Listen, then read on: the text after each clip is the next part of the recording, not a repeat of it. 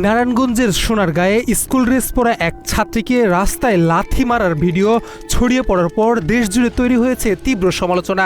ঘটনার পর অভিযুক্ত কিশোরকে রংপুর থেকে আটক করে পুলিশ। তবে ঘটনাটির পর ভুক্তভোগী ছাত্রীকে বিদ্যালয় থেকে টিসি দেওয়ার অভিযোগ নিয়ে শুরু হয় নতুন আলোচনা।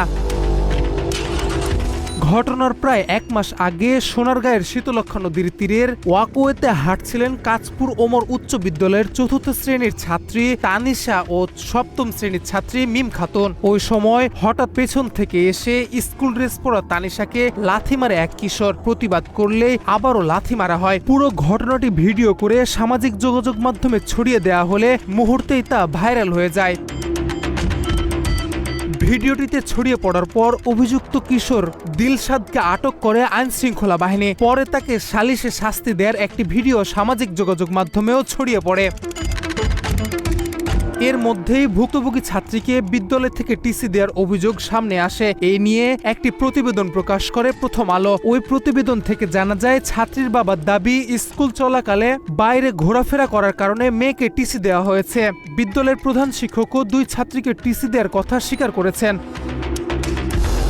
তবে বাংলা এডিশনের অনুসন্ধানে পাওয়া নথি ও সংশ্লিষ্টদের বক্তব্যে উঠে এসেছে ভিন্ন তথ্য। প্রথম আলোর প্রতিবেদনে টিসি দেওয়ার কথা বলা হলেও বাংলা এডিশনের হাতে থাকা তথ্য অনুযায়ী দুই ছাত্রীকে বিদ্যালয় থেকে বহিষ্কার কিংবা টিসি দেওয়া হয়নি, বরং শৃঙ্খলাজনিত কারণে তাদের অভিভাবকদের কারণ দর্শানোর নোটিশ দেওয়া হয়েছে। তবে বাংলা এডিশনের পক্ষ থেকে ভুক্তভোগী ছাত্রীর বাবা শাহিন মিয়ার সঙ্গে যোগাযোগ করা হলে তিনি জানান, বিষয়টি বুঝতে তাদের ভুল হয়েছিল।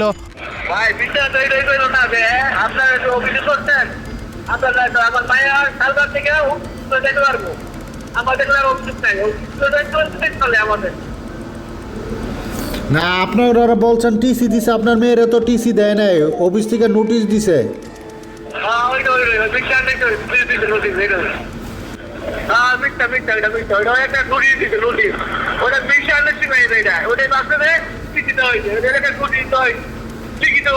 পরে বাংলা এডিশনকে দেয়া একটি সাক্ষাৎকারে এই শিক্ষক দাবি করেন, বিষয়টি নিয়ে শুরুতে ভুল বোঝাবুঝির সৃষ্টি হয়েছিল। তবে প্রথম আলো সহ অনেক গণমাধ্যমই যাচাই বাছাই না করে কিংবা প্রকৃত সত্য না জেনে নিজের মতো করে সংবাদ প্রকাশ করেছে বলে অভিযোগ করেন তিনি।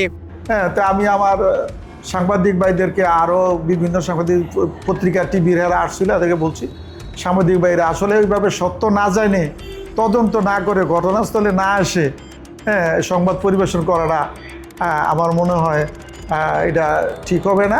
এদিকে ঘটনাটি নিয়ে নারায়ণগঞ্জ জেলা সমাজসেবা বিভাগের প্রবেশন কর্মকর্তা জানান, ভুক্তভোগী পরিবারের পক্ষ থেকে কোনো আনুষ্ঠানিক অভিযোগ না থাকায় এবং ভুক্তভোগী কিশোরের বয়স বিবেচনায় তাকে মা বাবার জিম্মায় দেওয়া হয়েছে।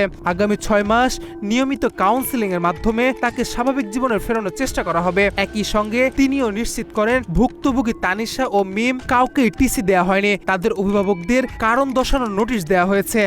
মেয়েটাকে স্কুল থেকে কোনো টিসিও দেয় আসলে।